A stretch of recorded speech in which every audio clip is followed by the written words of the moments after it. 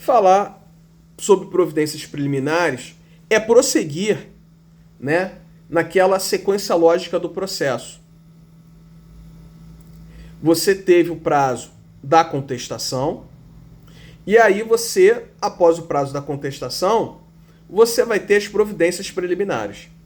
A primeira pergunta que se faz nas providências preliminares, a contestação foi apresentada? Primeira pergunta.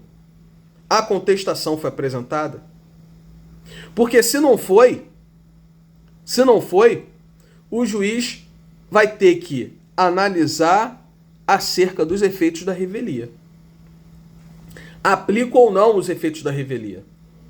Se ele aplica os efeitos da revelia, presunção de verdade, e não há mais provas a produzir, ele tem que sentenciar. Então veja que interessante. Veja que interessante. Eu tenho petição inicial, cite, citação, audiência de conciliação, tem a contestação que não foi apresentada. A partir daí o juiz fala, aplico os efeitos da revelia? Aplico, sentença. Sentença. Não tem papo. Aí é julgamento do processo. Veja que você, ao olhar para esse processo que foi julgado, sem que a contestação fosse apresentada, nessa fase, você não vai vislumbrar as outras fases que a gente já comentou aqui. Você não vai ver a fase das provas, você não vai ver o saneamento do processo, né? Você não vai ver a audiência de instrução e julgamento, né? Você vai ter a sentença. Mas, quando o juiz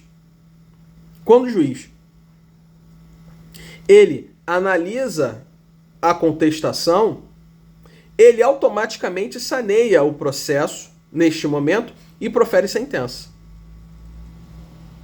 Mas só que você não vai observar isso. Sanear o processo é sanar nulidades. É verificar se existem mais provas a serem produzidas. Mas ele faz isso naquele momento. Então veja que aquelas fases do processo que eu mapeei com vocês na linha do tempo, muitas vezes são imperceptíveis. E muitas vezes elas são imperceptíveis, mas elas ocorrem. Elas podem muitas vezes serem imperceptíveis, mas elas ocorrerem. Então as providências preliminares, elas são basicamente três. São basicamente três providências. A primeira é a não incidência dos efeitos da revelia. Isso está lá no artigo, a partir do artigo 347. Então, primeira, o juiz não aplica os efeitos da revelia e manda o autor apresentar e especificar as provas com as quais pretende provar o fato constitutivo do seu direito. Por isso que tem um despacho que chama-se assim, especifique o autor as provas que pretende produzir. É quando o juiz não aplica os efeitos da revelia nessa fase.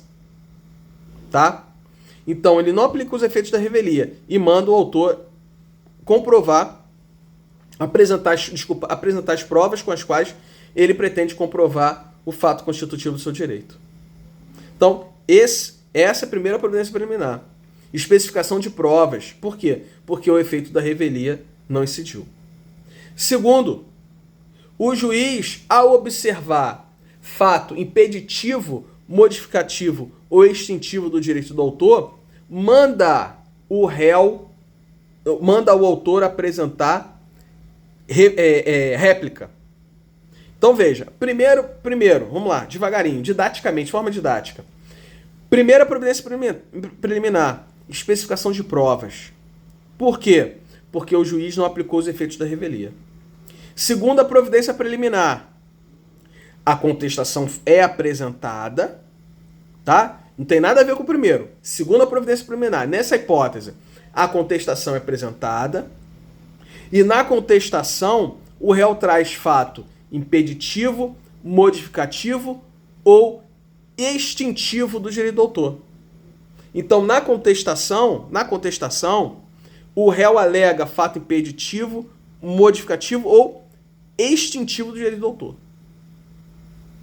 Nesta hipótese, em que são alegados fatos impeditivos, modificativos ou extintivos do direito do autor, o juiz dá 15 dias para o autor apresentar a sua réplica. Essa é a segunda hipótese. Terceira hipótese é quando o réu traz questões preliminares, aquelas lá do artigo 337. Então, quando o réu trouxer questões preliminares do artigo 337, o que o juiz vai fazer? Que dá 15 dias para o autor se manifestar sobre as questões preliminares. Tá? E aqui eu esclareço algo importantíssimo. Sabe qual? Muitos operadores do direito, muitos estudantes de direito acham que a réplica ela é simplesmente um direito do autor. A réplica, meus amigos, não é um direito do autor. Apresentada a contestação, nem todos os casos em que a contestação é apresentada haverá réplica. Por quê? A réplica só cabe quando houver alegação de fato impeditivo, modificativo, extintivo do direito do autor e ainda quando houver questão preliminar. Aquelas preliminares lá do artigo 337. Em resumo, o que são providências preliminares? Providências preliminares são aquelas providências após a contestação, ou melhor, após o prazo da contestação, que irão importar, número 1, especificação das provas pelo autor, que pretende produzir para comprovar o fato constitutivo do seu direito. Então, número 1, especificação de provas.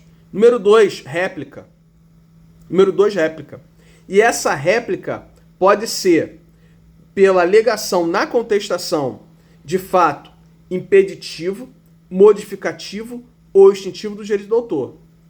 Ou ainda a terceira hipótese, a quarta hipótese, né, da réplica, que seria preliminares do artigo 337. Então a réplica tem cabimento quando? Aqui, ó, número 2, né? Número 2 das providências preliminares. Fato impeditivo, modificativo ou extintivo do direito do autor. São 3. E a quarta hipótese aqui embaixo, que é a terceira hipótese das providências preliminares, quando houver alegação na contestação de questões preliminares. Quando questões preliminares forem trazidas no âmbito da contestação. Preliminares do artigo 337. Tá? Então são essas as 3 providências preliminares. 2 se confundem, né? Que é a hipótese da réplica. São hipóteses distintas, mas parece que é uma só, que é a réplica. Fica assim, né? O dedinho fica assim, né? Uma, que é a não aplicação dos efeitos da revelia, que é a especificação de provas. E 2, que são as hipóteses em que haverá manifestação do autor em face da contestação, ou seja, haverá réplica, tá? Que são quando na contestação, quando forem trazidos fatos impeditivos, modificativos ou extintivos do direito do autor, e ainda quando houver alegação de questão preliminar, que são aquelas preliminares do artigo 337, tá? Então, providências preliminares são essas, tá certo? Obrigado. Sobre providências preliminares, por enquanto é isso, tá bom?